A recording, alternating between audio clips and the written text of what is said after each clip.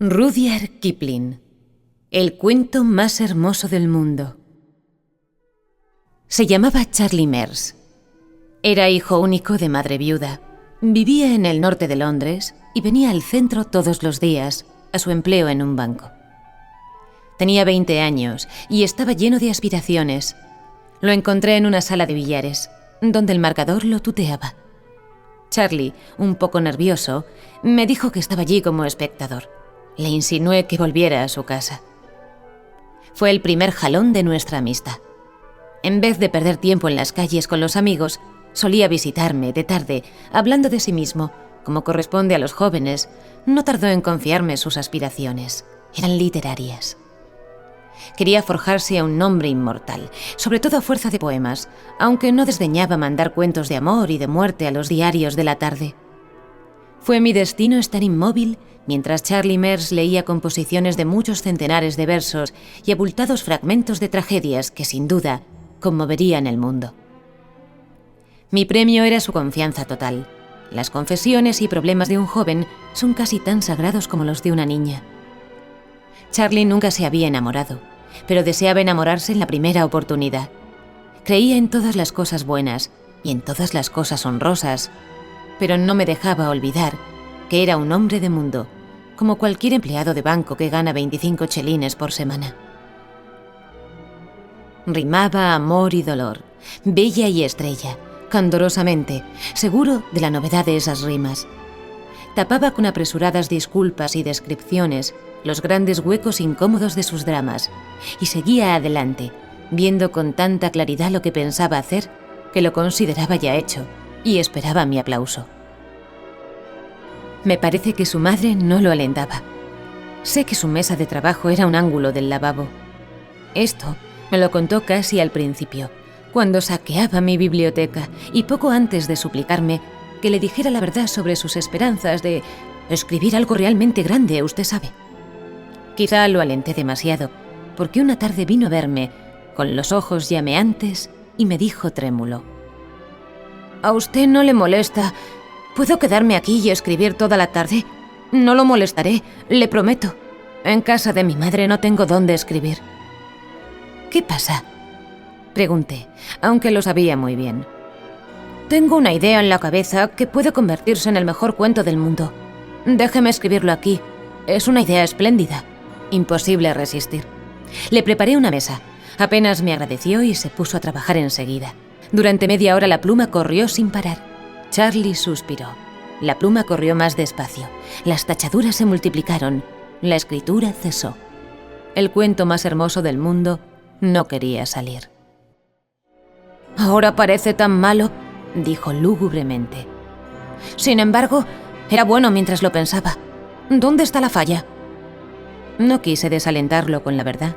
Contesté: «Quizá no estés en ánimo de escribir». «Sí, pero cuando leo este disparate...» «Léeme lo que has escrito», le dije. Lo leyó. Era prodigiosamente malo.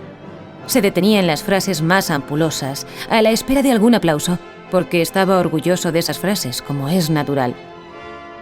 «Habría que abreviarlo», sugerí cautelosamente. «Odio mutilar lo que escribo. Aquí no se puede cambiar una palabra sin estropear el sentido. Queda mejor leído en voz alta que mientras lo escribía». «Charlie, adoleces de una enfermedad alarmante y muy común. Guarda ese manuscrito y revísalo dentro de una semana». «Quiero acabarlo enseguida. ¿Qué le parece?» «¿Cómo juzgar un cuento a medio escribir? Cuéntame el argumento». Charlie me lo contó. Dijo todas las cosas que su torpeza le había impedido trasladar a la palabra escrita. Lo miré, preguntándome si era posible que no percibiera la originalidad, el poder de la idea que le había salido al encuentro. Con ideas infinitamente menos practicables y excelentes se habían infatuado muchos hombres. Pero Charlie proseguía serenamente, interrumpiendo la pura corriente de la imaginación con muestras de frases abominables que pensaba emplear. Lo escuché hasta el fin. Era insensato abandonar esa idea a sus manos incapaces, cuando yo podía hacer tanto con ella. No todo lo que sería posible hacer, pero muchísimo. «¿Qué le parece?», dijo al fin. «Creo que lo titularé La historia de un buque». «Me parece que la idea es bastante buena. pero todavía estás lejos de poder aprovecharla. En cambio yo... ¿A usted le serviría? ¿La quiere? Sería un honor para mí, dijo Charlie enseguida. Pocas cosas hay más dulces en este mundo que la inocente, fanática, destemplada, franca admiración de un hombre más joven. Ni siquiera una mujer ciega de amor imita la manera de caminar del hombre que adora, ladea el sombrero como él o intercala en la conversación sus dichos predilectos. Charlie hacía todo eso. Sin embargo, antes de apoderarme de sus ideas, yo quería apaciguar mi conciencia. «Hagamos un arreglo. Te daré 5 libras por el argumento», le dije. Instantáneamente, Charlie se convirtió en empleado de banco. «Es imposible. Entre camaradas, si me permite llamarlo así, y hablando como hombre de mundo, no puedo. Tome el argumento si le sirve. Tengo muchos otros». Los tenía. Nadie lo sabía mejor que yo, pero eran argumentos ajenos. «Míralo como un negocio entre hombres de mundo», repliqué. «Con 5 libras puedes comprar una cantidad de libros de versos. Los negocios son los negocios, y puedes estar seguro que no abonaría ese precio si... Si usted lo ve así», dijo Charlie, visiblemente impresionado con la idea de los libros. Cerramos trato con la promesa de que me traería periódicamente todas las ideas que se le ocurrieran. Tendría una mesa para escribir y el incuestionable derecho de infligirme todos sus poemas y fragmentos de poemas. Después le dije: «Cuéntame cómo te vino esta idea». «Vino sola». Charlie abrió un poco los ojos. «Sí, pero me contaste muchas cosas sobre el héroe que tienes que haber leído en alguna parte». «No tengo tiempo para leer, salvo cuando usted me deja estar aquí, y los domingos salgo en bicicleta o paso el día entero en el río. ¿Hay algo que falta en el héroe?» «Cuéntamelo otra vez y lo comprenderé claramente. Dices que el héroe era pirata. ¿Cómo vivía?» «Estaba en la cubierta de abajo de esa especie de barco del que le hablé». «¿Qué clase de barco?» «Eran esos que andan con remos, y el mar entra por los agujeros de los remos, y los hombres reman con el agua hasta la rodilla. Hay un banco entre las 2 filas de remos, y un capataz con un látigo camina de una punta a la otra del banco para que trabajen los hombres». «¿Cómo lo sabes?» «Está en el cuento. Hay una cuerda estirada a la altura de un hombre, amarrada a la cubierta de arriba para que se agarre el capataz cuando se mueve el barco. Una vez, el capataz no da con la cuerda y cae entre los remeros. El héroe se ríe y lo azotan. Está encadenado a su remo, naturalmente». «¿Cómo está encadenado?» «Con un cinturón de hierro, clavado al banco, y con una pulsera atándolo al remo. Está en la cubierta de abajo, donde van los peores, y la luz entra por las escotillas y los agujeros de los remos. ¿Usted no se imagina la luz del sol filtrándose entre el agujero y el remo y moviéndose con el banco?» «Sí, pero no puedo imaginar que tú te lo imagines». «¿De qué otro modo puede ser? Escúcheme ahora. Los remos largos de la cubierta de arriba están movidos por 4 hombres en cada banco. Los remos intermedios por 3, los de más abajo por 2. Acuérdese de que en la cubierta inferior no hay ninguna luz y que todos los hombres ahí se enloquecen. Cuando en esa cubierta muere un remero, no lo tiran por la borda, lo despedazan encadenado y tiran los pedacitos al mar por el agujero del remo». «¿Por qué?», pregunté asombrado, menos por la información que por el tono autoritario de Charlie Mers. «Para ahorrar trabajo y para asustar a los compañeros. Se precisan 2 capataces para subir el cuerpo de un hombre a la otra cubierta, y si dejaran solos a los remeros de la cubierta de abajo, estos no remarían y tratarían de arrancar los bancos, irguiéndose un tiempo en sus cadenas». «Tienes una imaginación muy previsora. ¿Qué has estado leyendo sobre galeotes?» «Que yo me acuerde nada. Cuando tengo oportunidad remo un poco, pero tal vez he leído algo, si usted lo dice». Al rato salió en busca de librerías y me pregunté cómo un empleado de banco de 20 años había podido entregarme, con pródiga abundancia de pormenores, datos con absoluta seguridad. Ese cuento de extravagante y ensangrentada aventura, motín, piratería y muerte en mares sin nombre. Había empujado al héroe por una desesperada odisea, lo había rebelado contra los capataces, le habían dado una nave que comandar y después una isla. Por ahí en el mar, usted sabe.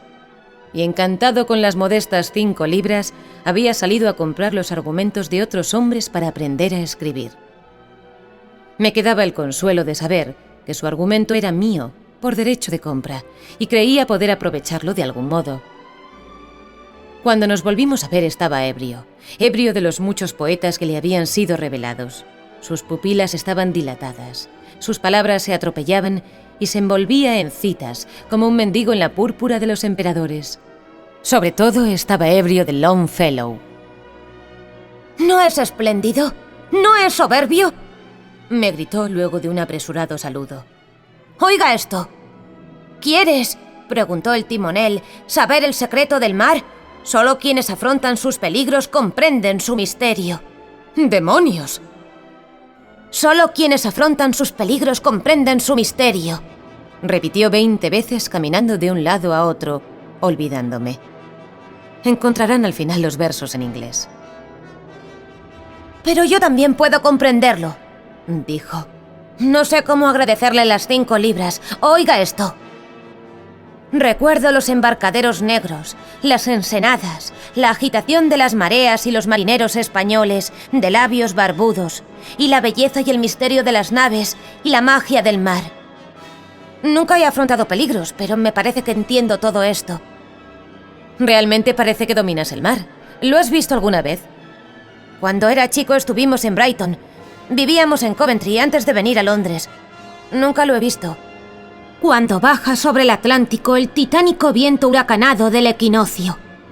Me tomó por el hombro y me zamarreó para que comprendiera la pasión que lo sacudía. Cuando viene esa tormenta, prosiguió, todos los remos del barco se rompen y los mangos de los remos deshacen el pecho de los remeros. A propósito, ¿usted ya hizo mi argumento? No, esperaba que me contaras algo más. Dime cómo conoces tan bien los detalles del barco. Tú no sabes nada de barcos. No me lo explico. Es del todo real para mí hasta que trato de escribirlo.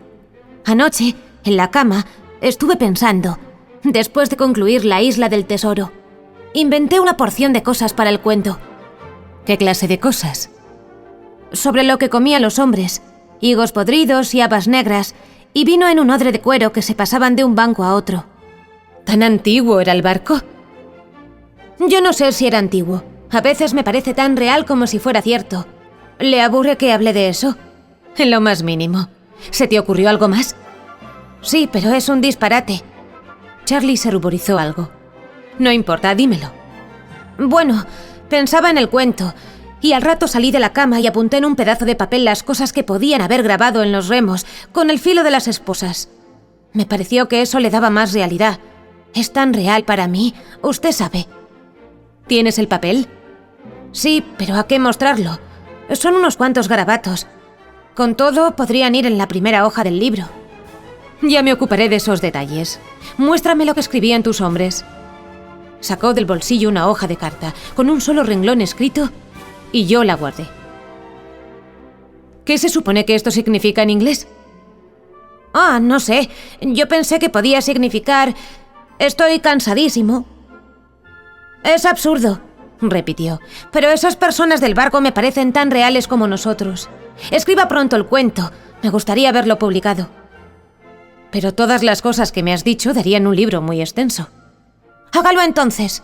No tiene más que sentarse y escribirlo. Dame tiempo. ¿No tienes más ideas? Por ahora no. Estoy leyendo todos los libros que compré. Son espléndidos. Cuando se fue, miré la hoja de papel con la inscripción. Después... Pero me pareció que no hubo transición entre salir de casa y encontrarme discutiendo con un policía ante una puerta llamada Entrada Prohibida en un corredor del Museo Británico. Lo que yo exigía, con toda la cortesía posible, era el hombre de las antigüedades griegas. El policía todo lo ignoraba, salvo el reglamento del museo, y fue necesario explorar todos los pabellones y escritorios del edificio. Un señor de edad interrumpió su almuerzo y puso término a mi busca, tomando la hoja de papel entre el pulgar y el índice y mirándola con desdén. «¿Qué significa esto? Veamos», dijo. «Si no me engaño, es un texto en griego sumamente corrompido, redactado por alguien...» Aquí me clavó los ojos. «Extraordinariamente iletrado». Leyó con lentitud. «Pollock, Erckmann, Tauzind, Henniker... 4 nombres que me son familiares». ¿Puede decirme lo que significa este texto? «He sido muchas veces vencido por el cansancio en este menester». Eso es lo que significa. Me devolvió el papel. Huí sin una palabra de agradecimiento, de explicación o de disculpa. Mi distracción era perdonable.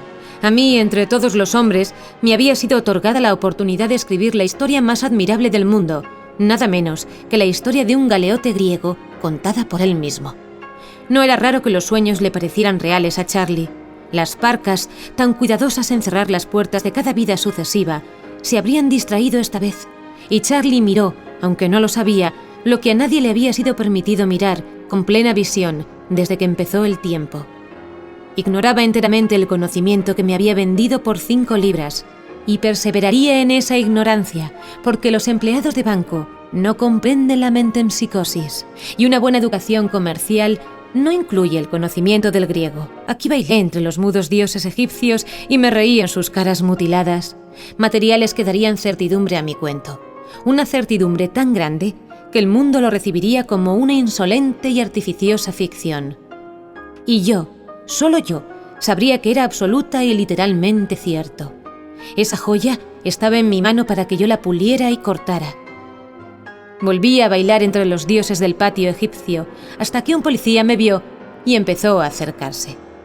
Solo había que alentar la conversación de Charlie, y eso no era difícil, pero había olvidado los malditos libros de versos. Volvía, inútil como un fonógrafo recargado, ebrio de Byron, de Shelley o de Keats. Sabiendo lo que el muchacho había sido en sus vidas anteriores y desesperadamente ansioso de no perder una palabra de su charla, no pude ocultarle mi respeto y mi interés. Los tomó como respeto por el alma actual de Charlie Mears, para quien la vida era tan nueva como lo fue para Adán, y como interés por sus lecturas. Casi agotó mi paciencia recitando versos, no suyos, sino ajenos. Llegué a desear que todos los poetas ingleses desaparecieran de la memoria de los hombres. Alumnié las glorias más puras de la poesía, porque desviaban a Charlie de la narración directa y lo estimulaban a la imitación, pero sofrené mi paciencia hasta que se agotó el ímpetu inicial de entusiasmo y el muchacho volvió a los sueños. ¿Para qué le voy a contar lo que yo pienso cuando esos tipos escribieron para Los Ángeles?, exclamó una tarde. ¿Por qué no escribe algo así? Creo que no te portas muy bien conmigo, dije conteniéndome. Ya le di el argumento, dijo con sequedad, prosiguiendo la lectura de Byron. Pero quiero detalles. Esas cosas que invento sobre ese maldito barco que usted llama galera son facilísimas. Usted mismo puede inventarlas. Suba un poco la llama. Quiero seguir leyendo. Le hubiera roto en la cabeza la lámpara del gas. Yo podría inventar si supiera lo que Charlie ignoraba que sabía. Pero como detrás de mí estaban cerradas las puertas, tenía que aceptar sus caprichos y mantener despierto su buen humor. Una distracción momentánea podía estorbar una preciosa revelación.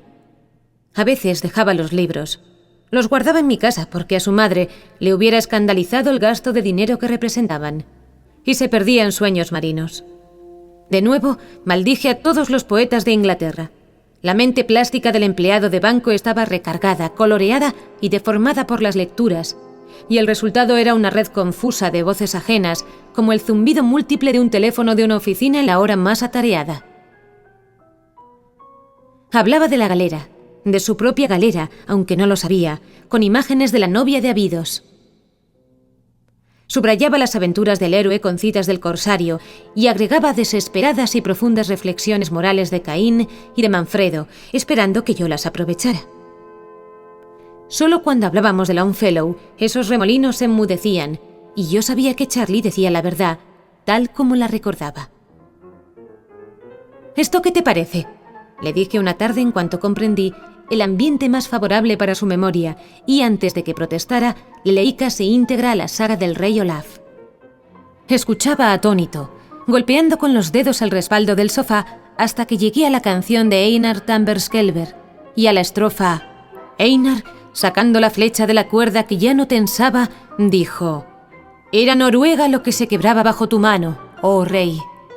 Se estremeció de puro deleite verbal. «¿Es un poco mejor que Byron?», aventuré. «Mejor, es cierto. ¿Cómo lo sabría Longfellow?». Repetí una estrofa anterior. «¿Qué fue eso?», dijo Olaf, erguido en el puente de mando. oí algo como el estruendo de un barco destrozado al encallar. ¿Cómo podía saber cómo los barcos se destrozan y los remos saltan y hacen zup contra la costa? Anoche apenas... Pero siga leyendo, por favor. Quiero volver a oír The Scary of Shrieks. No, estoy cansado. Hablemos. ¿Qué es lo que sucedió anoche? Tuve un sueño terrible sobre esa galera nuestra. Soñé que me ahogaba en una batalla. Abordamos otro barco en un puerto. El agua estaba muerta, salvo donde la golpeaban los remos. ¿Usted sabe cuál es mi sitio en la galera? Al principio hablaba con vacilación, bajo un hermoso temor inglés de que se rieran de él. No, es una novedad para mí, respondí humildemente, y ya me latía el corazón. El cuarto remo a la derecha, a partir de la proa, en la cubierta de arriba. Éramos 4 en ese remo, todos encadenados. Me recuerdo mirando el agua y tratando de sacarme las esposas antes de que empezara la pelea. Luego nos arrimamos al otro barco y quedé inmóvil, con los 3 compañeros encima y el remo grande atravesado sobre nuestras espaldas. ¿Y? Los ojos de Charlie estaban encendidos y vivos. Miraba la pared, detrás de mi asiento. No sé cómo peleamos. Los hombres me pisoteaban la espalda y yo estaba quieto. Luego, nuestros remeros de la izquierda, atados a sus remos, ya sabe, gritaron y empezaron a remar hacia atrás. Oía el chirrido del agua. Giramos como un escarabajo y comprendí, sin necesidad de ver, que una galera iba a embestirnos con el espolón por el lado izquierdo. Apenas pude levantar la cabeza y ver su velamen sobre la borda.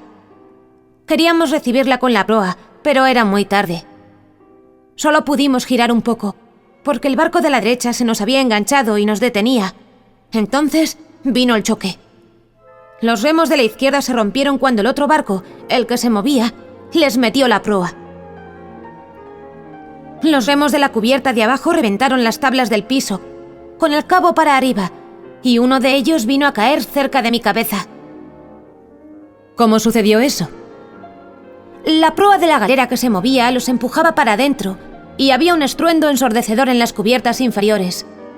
El espolón nos agarró por el medio y nos ladeamos, y los hombres de la otra galera desengancharon los garfios y las amarras y tiraron cosas en la cubierta de arriba, flechas, alquitrán ardiendo o algo que quemaba, y nos empinamos más y más por el lado izquierdo, y el derecho se sumergió, y di vuelta la cabeza y vi el agua inmóvil cuando sobrepasó la borda, y luego se curvó y derrumbó sobre nosotros, y recibí el golpe en la espalda, y me desperté. Un momento, Charlie. Cuando el mar sobrepasó la borda, ¿qué parecía? Tenía mis razones para preguntarlo. Un conocido mío había naufragado una vez en un mar en calma y había visto el agua horizontal detenerse un segundo antes de caer en la cubierta. Parecía una cuerda de violín, tirante, y parecía durar siglos, dijo Charlie. Precisamente, el otro había dicho, parecía un hilo de plata estirado sobre la borda y pensé que nunca iba a romperse. Había pagado con todo, salvo la vida, esa partícula de conocimiento, y yo había atravesado 10.000 leguas para encontrarlo y para recoger ese dato ajeno. Pero Charlie, con sus 25 chelines semanales, con su vida reglamentaria y urbana, lo sabía muy bien. No era consuelo para mí que una vez en sus vidas hubiera tenido que morir para aprenderlo. Yo también debí morir muchas veces, pero detrás de mí, para que no empleara mi conocimiento, habían cerrado las puertas. ¿Y entonces?, dije tratando de alejar el demonio de la envidia. Lo más raro, sin embargo, es que todo ese estruendo no me causaba miedo ni asombro. Me parecía haber estado en muchas batallas, porque así se lo repetía mi compañero. Pero el canalla del capataz no quería desatarnos las cadenas y darnos una oportunidad de salvación. Siempre decía que nos daría la libertad después de una batalla, pero eso nunca sucedía, nunca. Charlie movió la cabeza tristemente. ¡Qué canalla! No hay duda.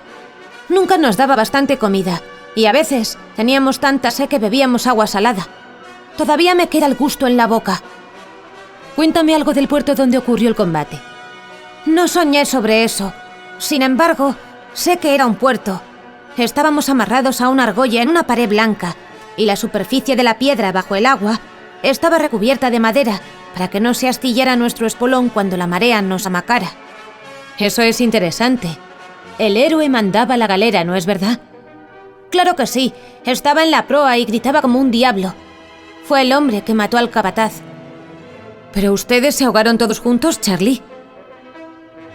No acabo de entenderlo, dijo perplejo. Sin duda, la galera se hundió con todos los de a bordo, pero me parece que el héroe siguió viviendo. Tal vez se pasó al otro barco. No pude ver eso naturalmente. Yo estaba muerto. Tuvo un ligero escalofrío y repitió que no podía acordarse de nada más. No insistí, pero para cerciorarme de que ignoraba el funcionamiento del alma, le di la transmigración de Mortimer Collins y le reseñé el argumento. ¡Qué disparate!, dijo con franqueza al cabo de una hora. No comprendo ese enredo sobre el rojo planeta Marte y el rey y todo lo demás.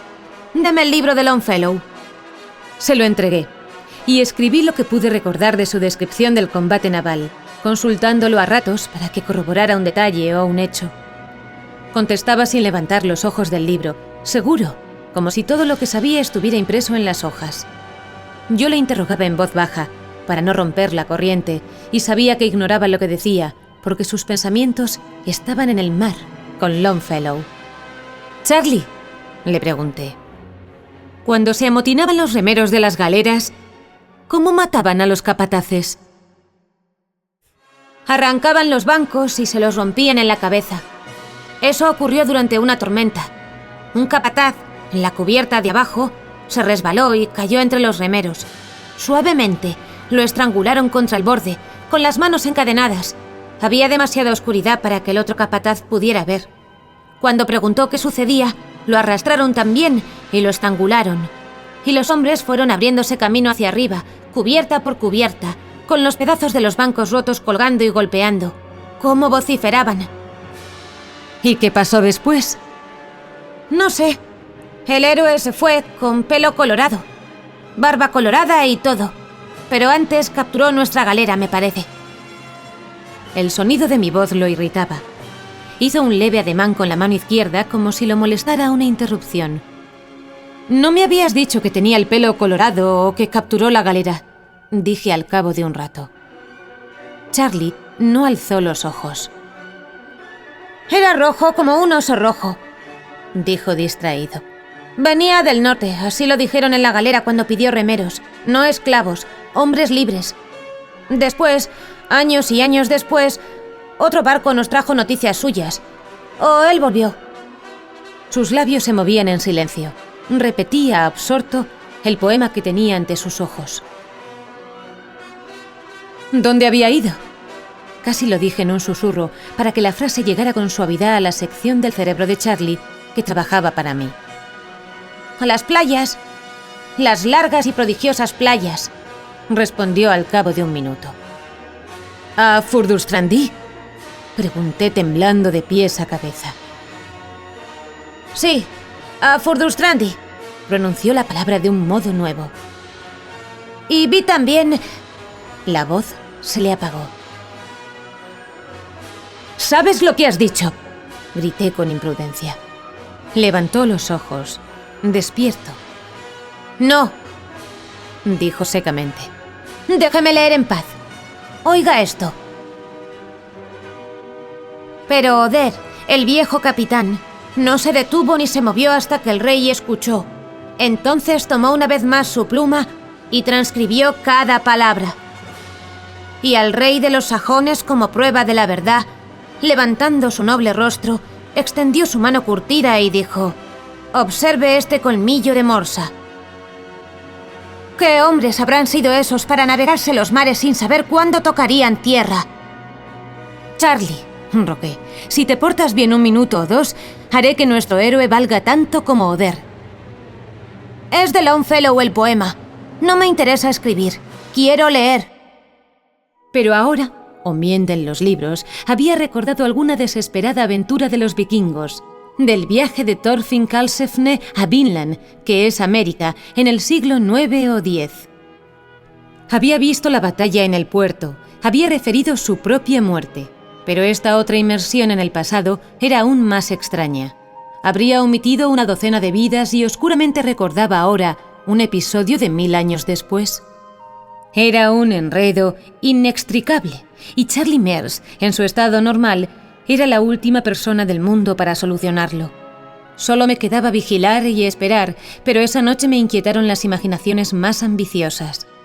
Nada era imposible si no fallaba la detestable memoria de Charlie. Podía volver a escribir la saga de Thorfinn Karlsefne como nunca la habían escrito. Podía referir la historia del primer descubrimiento de América siendo yo mismo el descubridor. Pero yo estaba a merced de Charlie, y mientras él tuviera a su alcance un ejemplar de clásico para todos, no hablaría. No me atrevía a maldecirlo abiertamente, apenas me atrevía a estimular su memoria, porque se trataba de experiencias de hace 1000 años, narradas por la boca de un muchacho contemporáneo, y a un muchacho lo afectan todos los cambios de opinión, y aunque quiera decir la verdad, tiene que mentir. Pasé una semana sin ver a Charlie. Lo encontré en Great Charter Street, con un libro mayor encadenado a la cintura. Tenía que atravesar el puente de Londres y lo acompañé. Estaba muy orgulloso de ese libro mayor. Nos detuvimos en la mitad del puente para mirar un vapor que descargaba grandes lajas de mármol blanco y amarillo. En una barcaza que pasó junto al vapor, mugió una vaca solitaria. La cara de Charlie se alteró. Ya no era la de un empleado de banco, sino otra, desconocida y más despierta. Estiró el brazo sobre el parapeto del puente y, riéndose muy fuerte, dijo: «Cuando bramaron nuestros toros, los Skroelings huyeron». La barcaza y la vaca habían desaparecido detrás del vapor antes de que yo encontrara palabras.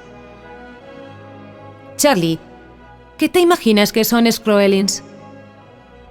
La primera vez en la vida que oigo hablar de ellos. Parece el nombre de una nueva clase de gaviotas. ¿Qué preguntas se le ocurren a usted?, contestó. Tengo que verme con el cajero de la compañía de ómnibus. Me espera un rato y almorzamos juntos en algún restaurante. Tengo una idea para un poema. No, gracias. Me voy. ¿Estás seguro de que no sabes nada de Skroelings? No, a menos que esté inscrito en el clásico de Liverpool. Saludó y desapareció entre la gente. Está escrito en la saga de Eric el Rojo o en la de Thorfinn Karlsefne, que hace 900 años, cuando las galeras de Karlsefne llegaron a las barracas de Leif, erigidas por este en la desconocida tierra de Markland, era tal vez Rhode Island, los Skroelings, solo Dios sabe quiénes eran, vinieron a traficar con los vikingos y huyeron porque los aterró el bramido de los toros que Thorfinn había traído en las naves. Pero ¿qué podía saber de esa historia un esclavo griego? Erré por las calles tratando de resolver el misterio, y cuanto más lo consideraba, menos lo entendía. Solo encontré una certidumbre, y eso me dejó atónito. Si el porvenir me deparaba algún conocimiento íntegro, no sería el de una de las vidas del alma en el cuerpo de Charlie Mears, sino el de muchas, muchas existencias individuales y distintas, vividas en las aguas azules en la mañana del mundo. Examiné después la situación. Me parecía una amarga injusticia que me fallara la memoria de Charlie cuando más la precisaba. A través de la neblina y el humo alcé la mirada. ¿Sabían los señores de la vida y la muerte lo que esto significaba para mí? Eterna fama, conquistada y compartida por uno solo. Me contentaría, recordando a Clive, mi propia moderación me asombró, con el mero derecho de escribir un solo cuento, de añadir una pequeña contribución a la literatura frívola de la época.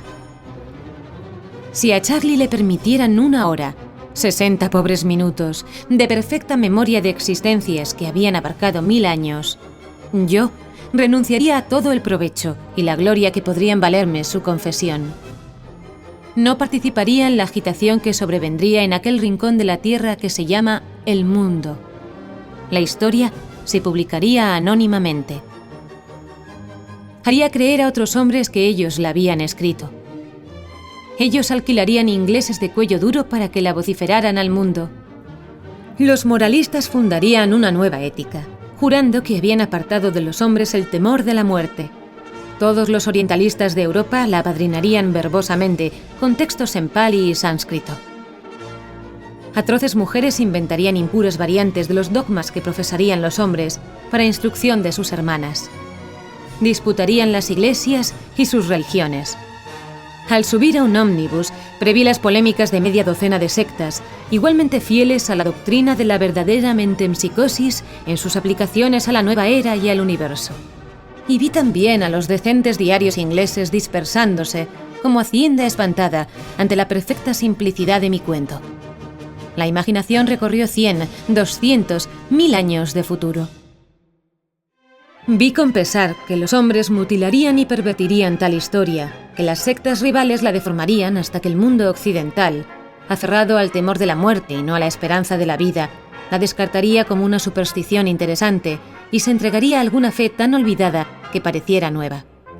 Entonces modifiqué los términos de mi pacto con los señores de la vida y la muerte. Que me dejaran saber, que me dejaran escribir esa historia con la conciencia de registrar la verdad, y sacrificaría el manuscrito y lo quemaría. 5 minutos después de redactada la última línea, lo quemaría. Pero que me dejaran escribirlo, con entera confianza. No hubo respuesta. Los violentos colores de un aviso del casino me impresionaron. ¿No convendría poner a Charlie en manos de un hipnotizador? ¿Hablaría de sus vidas pasadas? Pero Charlie se asustaría de la publicidad, o esta lo haría intolerable. Mentiría por vanidad o por miedo. Estaría seguro en mis manos. «Son cómicos ustedes los ingleses», dijo una voz. Dándome vuelta me encontré con un conocido, un joven bengalí que estudiaba Derecho, un tal Grish Chander, cuyo padre lo había mandado a Inglaterra para educarlo. El viejo era un funcionario hindú jubilado. Con una renta de 5 libras esterlinas al mes, lograba dar a su hijo 200 libras esterlinas al año y plena licencia en una ciudad donde fingía ser un príncipe y contaba cuentos de los brutales burócratas de la India que oprimían a los pobres. Grish Chander era un joven y obeso bengalí, escrupulosamente vestido de levita y pantalón claro, con sombrero alto y guantes amarillos.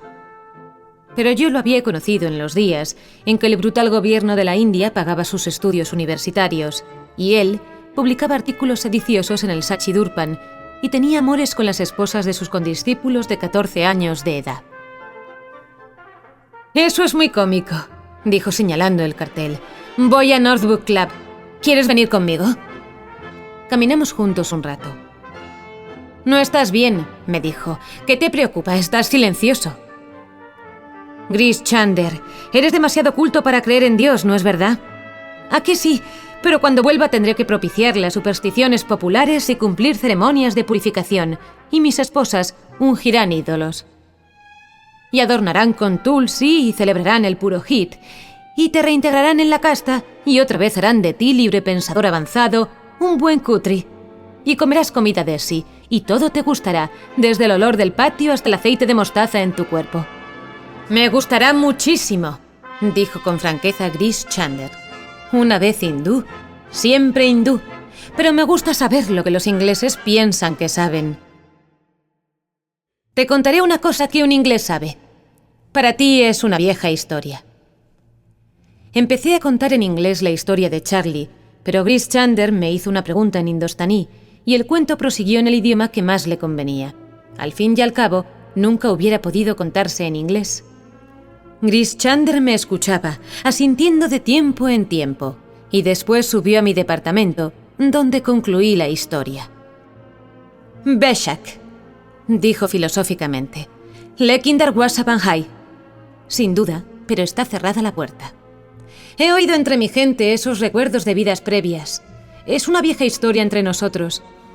Pero que le suceda a un inglés, a un emlesh lleno de carne de vaca, un descastado... Por Dios, esto es rarísimo. Más descastado serás tú, Grish Chander. Todos los días comes carne de vaca. Pensemos bien la cosa. El muchacho recuerda sus encarnaciones. ¿Lo sabe?, dijo tranquilamente Grish Chander, sentado en la mesa, amacando las piernas. Ahora hablaba en inglés. No sabe nada. ¿Acaso te contaría si lo supiera? Sigamos. No hay nada que seguir. Si lo cuentas a tus amigos, dirán que estás loco y lo publicarán en los diarios. Supongamos ahora que los acuses por calumnia. No nos metamos en eso por ahora. ¿Hay una esperanza de hacerlo hablar? Hay una esperanza, pero si hablara, todo este mundo se derrumbaría en tu cabeza. Tú sabes, esas cosas están prohibidas. La puerta está cerrada. ¿No hay ninguna esperanza? ¿Cómo puede haberla?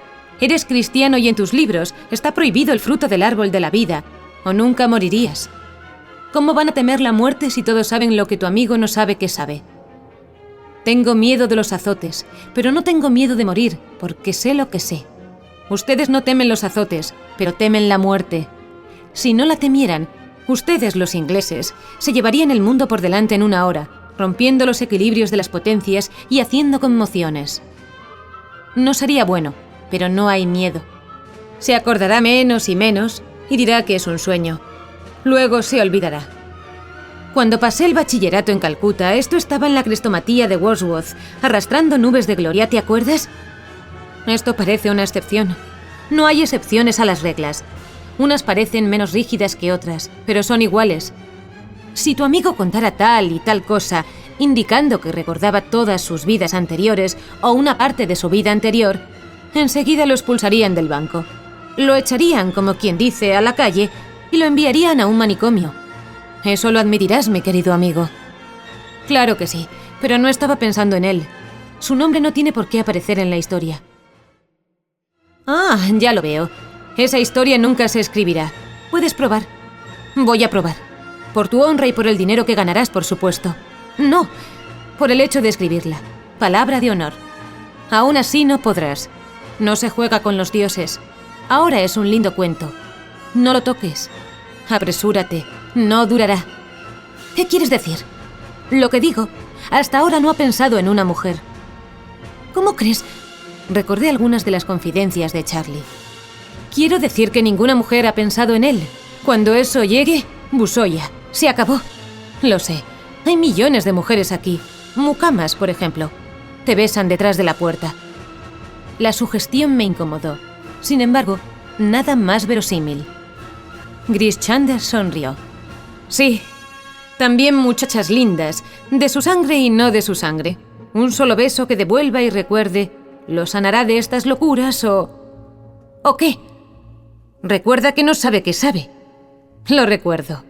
O, si nada sucede, se entregará al comercio y a la especulación financiera como los demás. Tiene que ser así. No me negarás que tiene que ser así. Pero la mujer vendrá primero, me parece.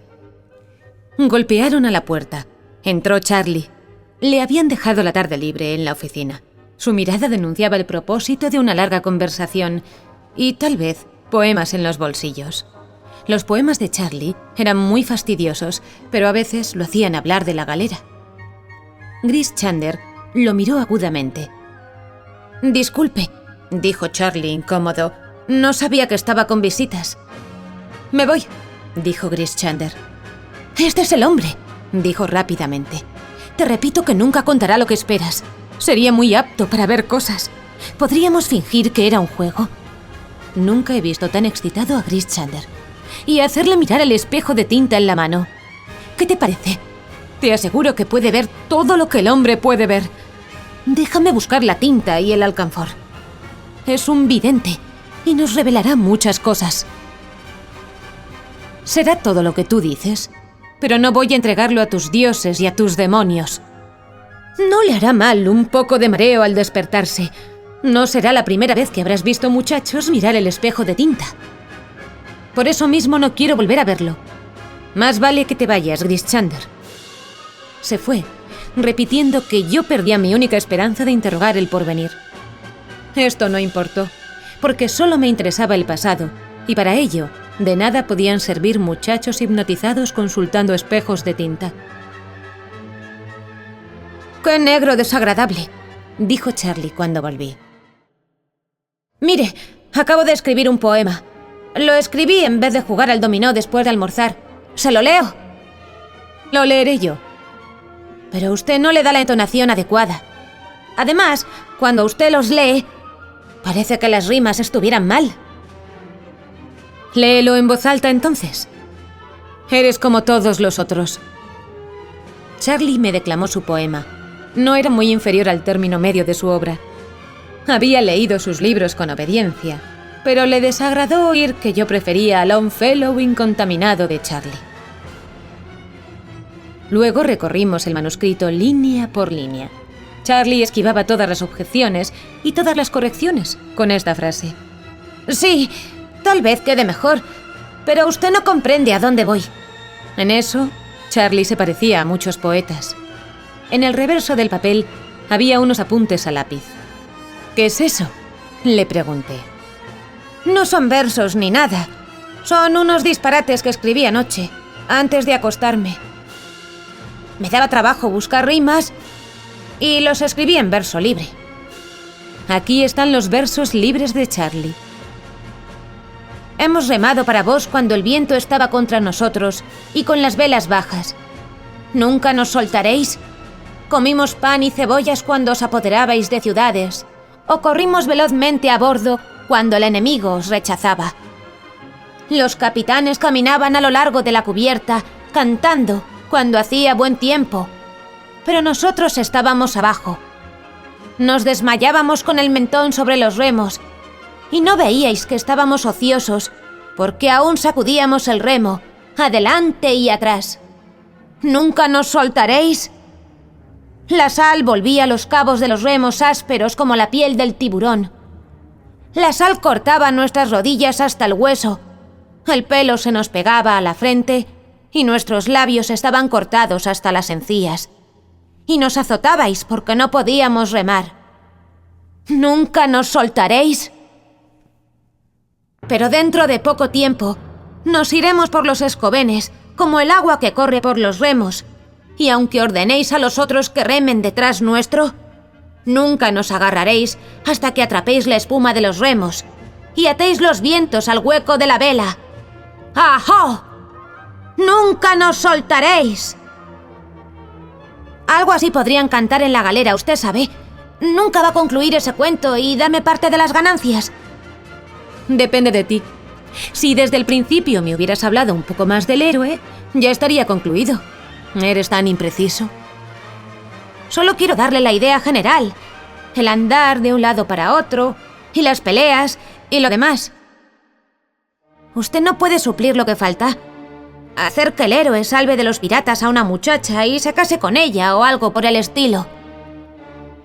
Eres un colaborador realmente precioso. Supongo que al héroe le ocurrieron algunas aventuras antes de casarse. Bueno, hágalo un tipo muy hábil. Una especie de canalla, que ande haciendo tratados y rompiéndolos. Un hombre de pelo negro que se oculte detrás del mástil, en las batallas. Los otros días dijiste que tenía el pelo colorado. No puedo haber dicho eso. Hágalo moreno, por supuesto. Usted no tiene imaginación. Como yo había descubierto en ese instante los principios de la memoria imperfecta que se llama imaginación, casi me reí, pero me contuve para salvar el cuento. Es verdad. Tú sí tienes imaginación. Un tipo de pelo negro en un buque de 3 cubiertas, dije. No, un buque abierto, como un gran bote. Era para volverse loco. Tu barco está descrito y construido, con techos y cubiertas, así lo has dicho. No, no ese barco. Ese era abierto, o semiabierto, porque... Claro, tiene razón. Usted me hace pensar que el héroe es el tipo de pelo colorado. Claro, si es el de pelo colorado, el barco tiene que ser abierto, con las velas pintadas. Ahora se acordará, pensé, que ha trabajado en 2 galeras, una griega de 3 cubiertas bajo el mando del canalla de pelo negro, otra, un dragón abierto de vikingo, bajo el mando del hombre rojo como un oso rojo, que arribó a Markland. El diablo me impulsó a hablar. ¿Por qué claro, Charlie? No sé. Usted se está riendo de mí. La corriente había sido rota. Tomé una libreta y fingí hacer muchos apuntes. Da gusto trabajar con un muchacho imaginativo como tú, dije al rato. Es realmente admirable cómo has definido el carácter del héroe. ¿Le parece? contestó ruborizándose. A veces me digo que valgo más de lo que de lo que la gente piensa. Vales muchísimo. Entonces, ¿puedo mandar un artículo sobre costumbres de los empleados de banco al Titbits y ganar una libra esterlina de premio? No era precisamente lo que quería decir. Quizá valdría más esperar un poco y adelantar el cuento de la galera. Sí, pero no llevará mi firma. Titbits publicará mi nombre y mi dirección si gano. ¿De qué se ríe? ¡Claro que los publicarían! Ya sé. ¿Por qué no vas a dar una vuelta? Quiero revisar las notas de nuestro cuento. Este vituperable joven que se había ido, algo ofendido y desalentado, había sido tal vez remero de Largos e innegablemente esclavo o compañero de Thorfinn Karlsefne. Por eso le interesaban profundamente los concursos de Titbits. Recordando lo que me había dicho Grischander, me reí fuerte. Los señores de la vida y la muerte nunca permitirían que Charlie Mears hablara plenamente de sus pasados, y para completar su revelación, yo tendría que recurrir a mis invenciones precarias, mientras él hacía su artículo sobre empleados de banco. Reuní mis notas. Las leí. El resultado no era satisfactorio. Volví a releerlas. No había nada que no hubiera podido extraerse de libros ajenos, salvo quizá la historia de la batalla en el puerto. Las aventuras de un vikingo habían sido noveladas ya muchas veces. La historia de un galeote griego tampoco era nueva, y aunque yo escribiera las dos, ¿quién podría confirmar o impugnar la veracidad de los detalles? Tanto me valdría redactar un cuento del porvenir. Los señores de la vida y la muerte eran tan astutos como lo había insinuado Grischander. No dejarían pasar nada que pudiera inquietar o apaciguar el ánimo de los hombres. Aunque estaba convencido de eso, no podía abandonar el cuento. El entusiasmo alternaba con la depresión, no una vez, sino muchas en las siguientes semanas. Mi ánimo variaba con el sol de marzo y con las nubes indecisas. De noche, o en la belleza de una mañana de primavera, creía poder escribir esa historia y conmover a los continentes. En los atardeceres lluviosos, percibí que podría escribirse el cuento, pero que no sería otra cosa que una pieza de museo apócrifa, con falsa pátina y falsa herrumbre. Entonces maldije a Charlie de muchos modos, aunque la culpa no era suya. Parecía muy atareado en certámenes literarios. Cada semana lo veía menos a medida que la primavera inquietaba la tierra. No le interesaban los libros ni el hablar de ellos, y había un nuevo aplomo en su voz. Cuando nos encontrábamos, yo no proponía el tema de la galera. Era Charlie el que lo iniciaba, siempre pensando en el dinero que podría producir su escritura. «Creo que merezco a lo menos el 25%, dijo con hermosa franqueza. «He suministrado todas las ideas, ¿no es cierto?» Esa avidez era nueva en su carácter. Imaginé que la había adquirido en la City, que había empezado a influir en su acento desagradablemente. Cuando la historia esté concluida hablaremos. Por ahora no consigo adelantar. El héroe rojo y el héroe moreno son igualmente difíciles. Estaba sentado junto a la chimenea, mirando las brasas. «No veo cuál es la dificultad. Es clarísimo para mí», contestó. «Empecemos por las aventuras del héroe rojo, desde que capturó mi barco en el sur y navegó a las playas». Me cuidé muy bien de interrumpirlo. No tenía ni lápiz ni papel, y no me atreví a buscarlos para no cortar la corriente. La voz de Charlie descendió hasta el susurro y refirió la historia de la navegación de una galera hasta Furdustrandi, de las puertas del sol en el mar abierto vistas bajo la curva de la vela, tarde tras tarde, cuando el espolón se clavaba en el centro del disco declinante. Y navegábamos por ese rumbo porque no teníamos otro, dijo Charlie. Habló del desembarco en una isla y de la exploración de sus bosques, donde los marineros mataron a 3 hombres que dormían bajo los pinos. Sus fantasmas, dijo Charlie, siguieron a nado la galera hasta que los hombres de a bordo echaron suertes y arrojaron al agua a uno de los suyos para aplacar a los dioses desconocidos que habían ofendido. Cuando escasearon las provisiones, se alimentaron de algas marinas y se les hincharon las piernas. Y el capitán, el hombre del pelo rojo, mató a 2 remeros amotinados y al cabo de un año entre los bosques levaron anclas rumbo a la patria y un incesante viento los condujo con tanta fidelidad que todas las noches dormían. Eso y mucho más, contó Charlie. A veces era tan baja la voz que las palabras resultaban imperceptibles. Hablaba de su jefe, el hombre rojo, como un pagano habla de su dios, porque él fue quien los alentaba y los mataba imparcialmente, según más le convenía. Y él fue quien empuñó el timón durante 3 noches entre hielo flotante, cada témpano abarrotado de extrañas fieras que querían navegar con nosotros, dijo Charlie, y las rechazábamos con los remos. Cedió una brasa, y el fuego, con un débil crujido, se desplomó atrás de los barrotes. ¡Caramba!, dijo con un sobresalto. He mirado el fuego hasta marearme. ¿Qué iba a decir? Algo sobre la galera. Ahora recuerdo. 25% del beneficio, ¿no es verdad? Lo que quieras, cuando el cuento esté listo. Quería estar seguro. Ahora debo irme. Tengo una cita. Me dejó.